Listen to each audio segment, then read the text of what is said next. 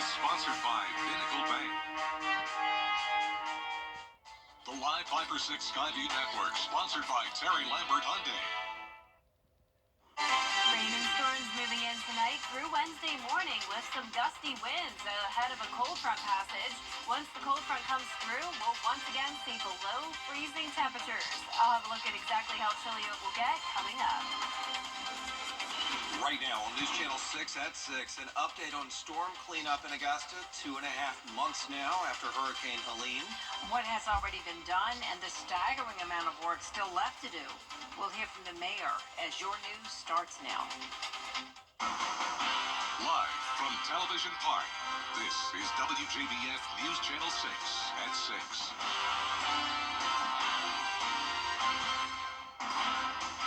Good evening, everyone. I'm Jenny Montgomery. I'm Brad Means. Thanks for joining us as coverage you can count on begins with day 65 of storm cleanup in Augusta. Debris has been picked up across hundreds of miles of city streets, but as I'm sure you know, the job is far from over. George Escala has the latest. Debris still piled high on quiet Oleander Drive in Augusta. This neighbor did not want to be on camera, but said the piles on the street made getting around here difficult. Some of these streets have so much debris, it's really hard to drive safely. So it's kind of dangerous. Oleander is where the popular Bedford Greenhouses is located, as customers and employees both must navigate the narrow street and piles of debris. So it's like hard to maneuver through these little tiny streets, and I'm just like getting a little frustrated getting to work. Though there's still debris here, it could be worse on Oleander. There was a pickup. There are still some streets in Augusta waiting for their first pickup. We've gone to the first pass for about 90% of the county, but that means there's about 100 miles of road that hadn't even had the first pass yet. Augusta started picking up debris 3.5 weeks before Halloween. Now the homes waiting are decorated for Christmas. Tonight at the Warren Road Center, there will be a town hall meeting to discuss the city's recovery effort. Yeah, I'll be there tonight for the town hall. But no, a lot of people are frustrated because debris isn't picked up. It's holiday season. People want it picked up. City officials are calling it debris fatigue, seeing the same storm damage day after day.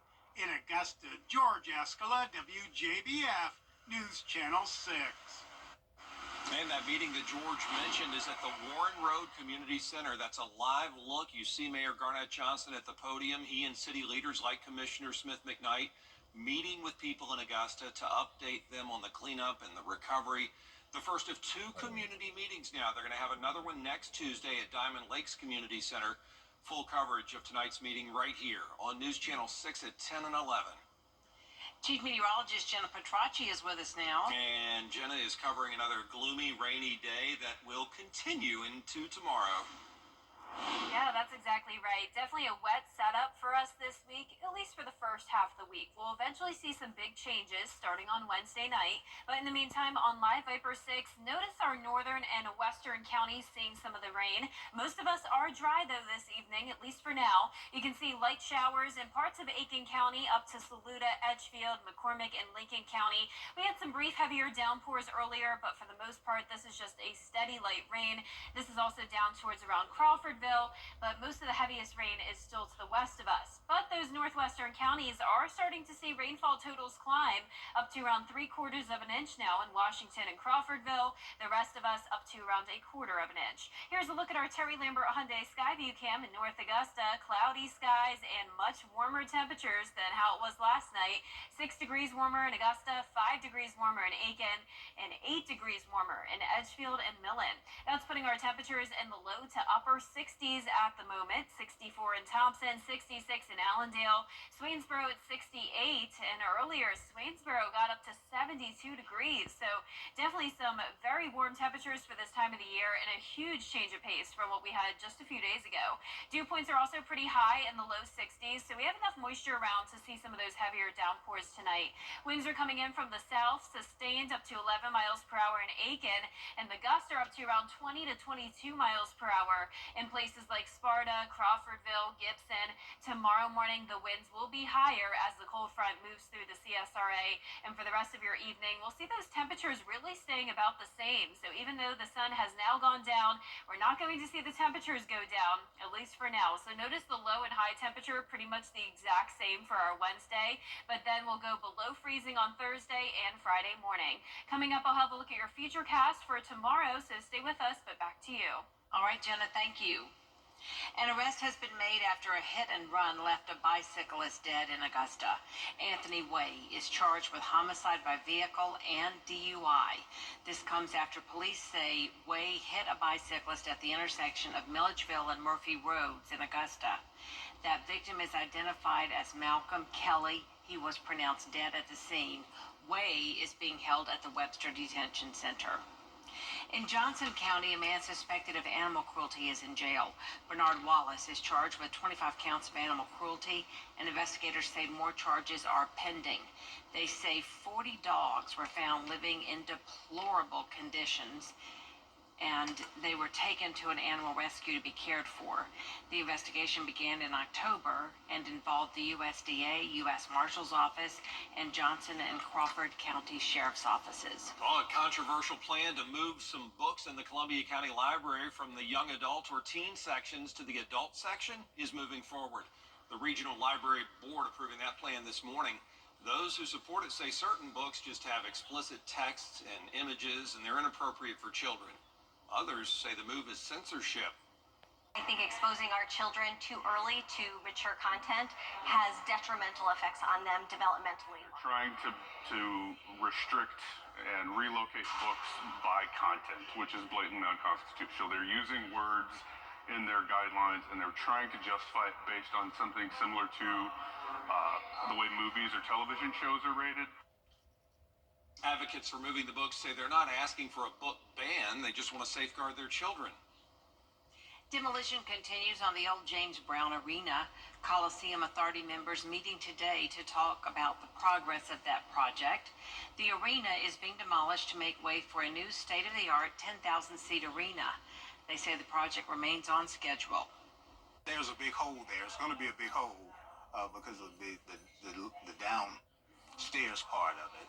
So once it's torn up and everything is moved away, then we've got to bring dirt back in to get it back up to grade. The good thing about the new arena that it will be on grade just like the Bell. You'll walk right in. You don't have to go up or down. So that's the great thing. And so we're looking forward to having that done. A lot of other people are looking forward to the possibility that this new arena is budgeted to have ice, which could mean the return of ice hockey to Augusta. We'll continue to keep you updated on the project's progress.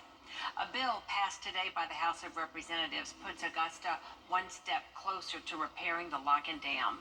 The bill, known as the Water Resources Development Act of 2024, calls for a full repair of the structure and requires the pool to be maintained at 114.5 feet. It also contains a provision that creates a fish passage. The fish passage was part of a Corps of Engineers plan that would have removed the lock and dam. Local leaders were concerned that doing that would lower the downtown water pool and create thousands of dollars in damage. As the countdown to Christmas continues, some in a subdivision here in the area are on a different clock. People in the Tudor Branch neighborhood say they're frustrated with the HOA over a deadline to replace trees lost in Hurricane Helene. The charter requires neighbors to have at least one tree in their yards, even if a storm destroyed it. And so the HOA has gone ahead and sent a letter to some neighbors who do not have those trees, and they have 10 days, the letter says, to replace them. We have a lot of neighbors, a lot of residents that are still waiting on settlements from their insurance company. Some haven't even been able to meet with the adjuster yet. We've got debris all over the neighborhood that we're still waiting to be picked up, but yet 3 weeks before Christmas, our board feels it's the right time to send out a violation letter. Board members say they sent that letter out just to start the conversation about doing what's required by the charter. Neighbors say they want the HOA to consider changing the charter to make that tree requirement optional. 67% of the neighborhood would need to agree with that. In a new lawsuit, the Department of Justice is accusing South Carolina of unnecessarily separating mentally ill people from their communities. The DOJ says South Carolinians do not have access to treatments to help them reintegrate into society. They're asking for expanded community housing programs and a streamlined hospital discharge plan for all patients. South Carolina needs more funding for community-based treatments. Governor Henry McMaster released a statement today calling for changes to the state healthcare system.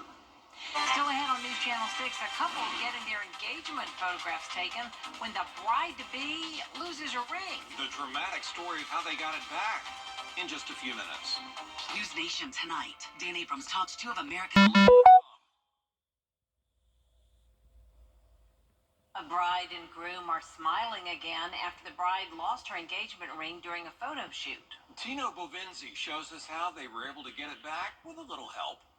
November 24th was a day to remember for Lakewood's Corey Berbitsky and Nikki Mack. Not just because it was the day for the couple's engagement photos, but because a major crisis was averted. There was something on my pants. My fiance, Nikki, she reached out to wipe my pants off, and we heard a little tink sound. And next thing we know, saw the ring in the sewer. The couple's ring is one of a kind. It's a blend of precious stones from both of their grandmother's rings, something they had to get out of this drain. I wanted to be able to have the ring symbolize just the meshing of our families. Berbitsky says the couple did the only thing they could think of, calling the Cleveland Division of Fire for help.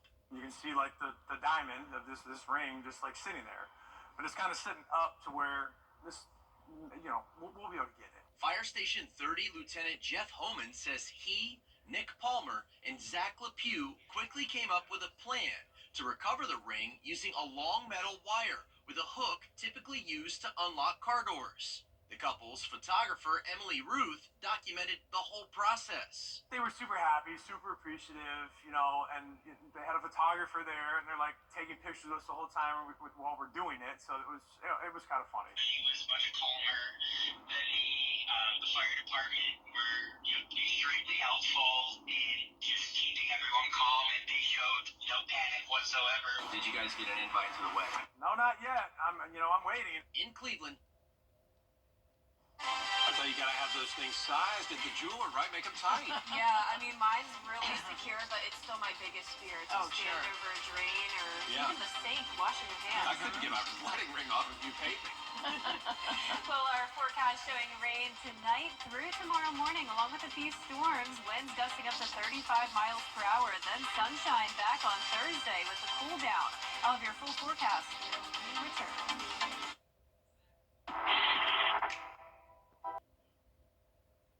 You can't always choose the weather, but you can choose your weather app. Go with the most accurate and most trusted, the Live Viper 6 mobile app. Download it today. Now, your most accurate forecast with WJBF Live Viper 6. Welcome back. Yesterday, I had a super fun school visit over at Grace Child Development Center in North Augusta. And I have to say, these 4- and 5-year-olds were super impressive. For the first time ever, I decided to let the little ones come up and actually try presenting the 4-day forecast. And look at her go. She did so good. I wish I had a video of it to show you. These kids did a fantastic job, and they also asked some really impressive questions like, how do I build my forecast? And these are 4- and 5-year-olds. So thank you so much, Grace Child Development Center, for having me. Our Live Viper 6 radar showing isolated showers in some of our northern counties.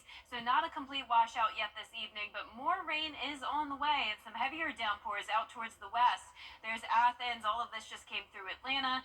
And we'll even be tracking a few thunderstorms tomorrow morning. So right now, this is all just rain, so we don't have to worry about any storms anytime soon.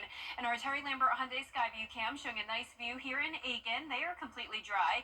We're still in the 60s across the entire CSRA. 65 in Augusta. Southeast wind of 8 miles per hour. Notice 62 up in Saluda and still some mid to upper 60s down towards the south.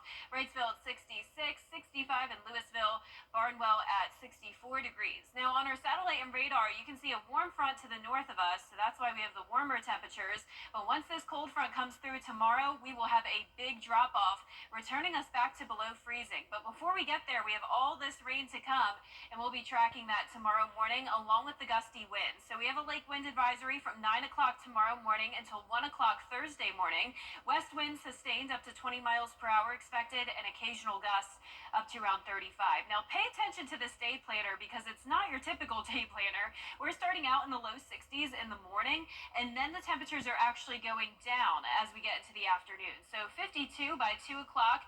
So it's kind of like our highs and lows are flip-flopped for the day. Notice we'll see upper 40s by 5 o'clock in the evening with the clearing skies. So the rain and storms will only be here for Wednesday morning. We do have a marginal risk of severe weather for some of our counties, but overall that chance of severe weather is very low. There's a slightly higher chance of some minor flooding in our northern and western counties. So you can see here on our futurecast, those are the places that are going to get hit with the most rain. So this is 11 o'clock tonight, some heavy downpours.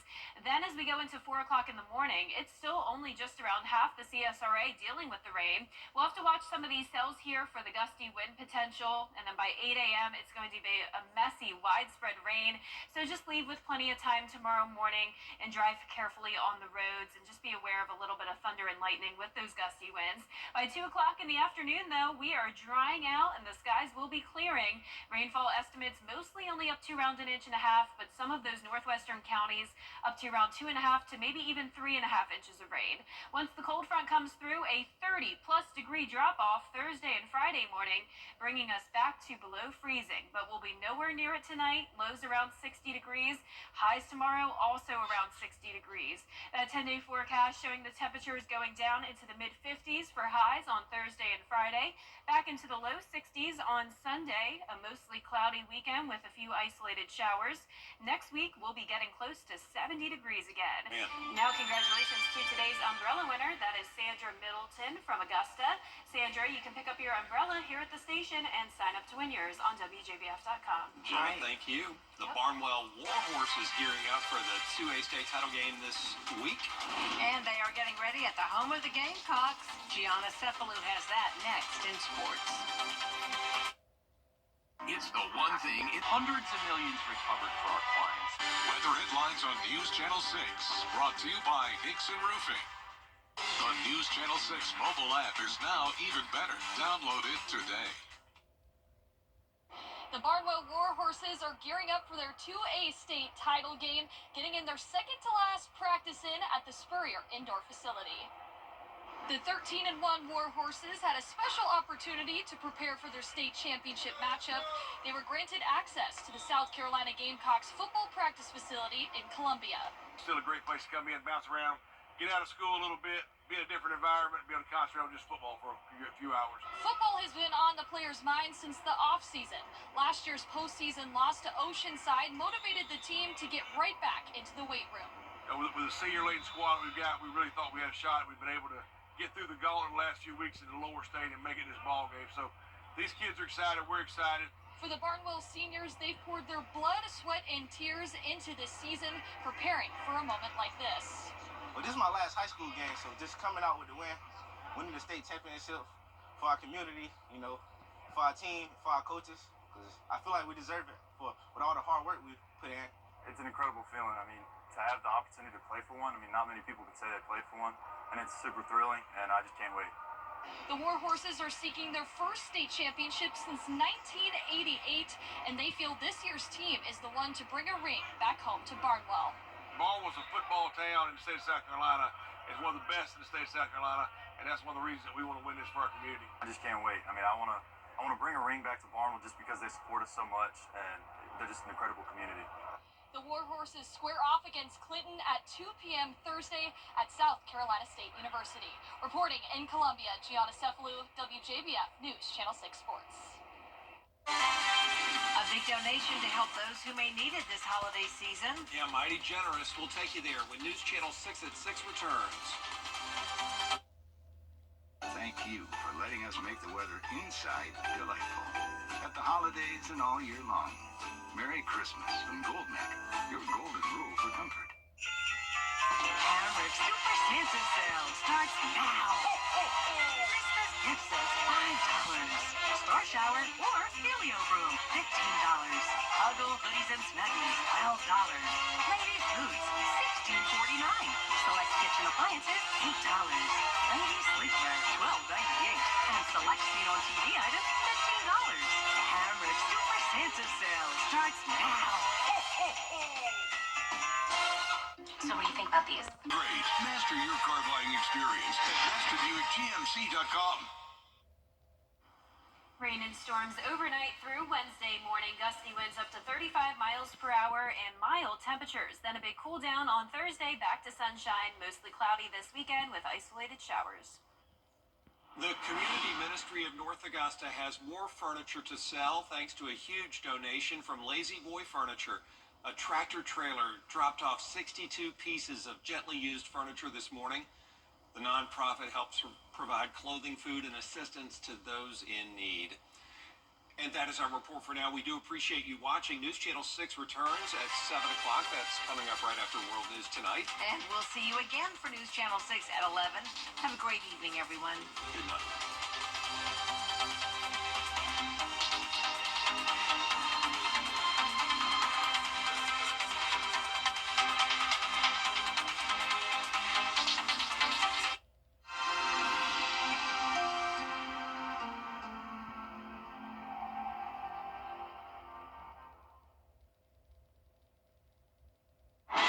Tonight, chilling new details in the murder of United